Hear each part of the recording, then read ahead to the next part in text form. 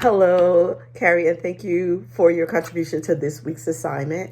You said that one of the principal concerns is the issue of power relations, where potential power imbalance between individuals or groups can impact experience and perspectives.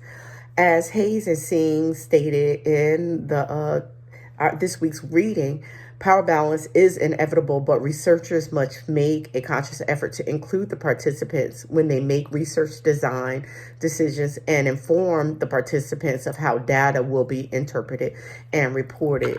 But we know that sometimes, as researchers, we would want a natural response from the individual. So in some cases, we probably won't tell them how the data is. In the beginning, we may not tell them how the data is used, but as we've learned during the course, at the end, you can inform them how the data was used. You can inform them of things that you had not informed them of at the top of the research, because you do want that natural response. But in qualitative research, such as narratology, a researcher must avoid using their own interpretation and using their own words, because you want to use the exact words of the participant. You want to have that natural response and that detail that can only be captured by using the exact words of the participants. As we have seen from past experiences, participants were not always allowed to participate in the research design, and they did not make decisions about how the research data would be used. The principles of the Belmont report are respect of person, benefits, and justice. Respect a person means a person can choose when and how they will participate in a research study.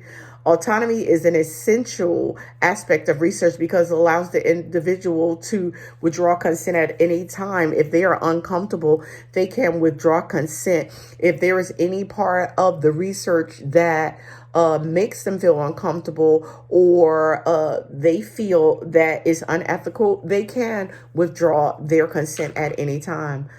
As we have learned from the Tuskegee study, some individuals were not given the opportunity to exercise autonomy. Researchers disregarded the ethical and moral rights of human beings that were involved, which they claimed was for the benefit of research. The Tuskegee study was not the only documented violation of ethics in research. The Hayes and Singh document included 5 other violations where researchers conducted research on participants without informed consent or without informing them of the full scope of that research.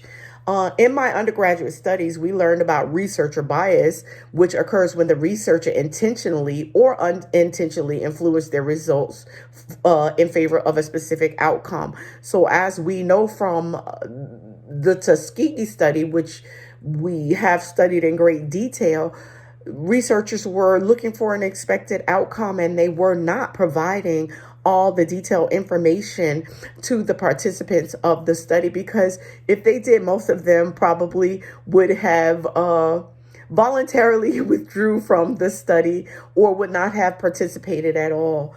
I have 3 Bible verses that I would like to add on. Philippians 2:4 says, "Let each of you not only to his own interest, but also to the interests of others."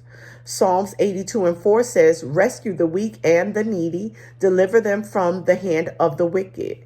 Isaiah 1:17 says, "Learn to do good, seek justice, correct oppression, bring justice to the fatherless, plead the widow's case." Thank you so much and have a blessed evening.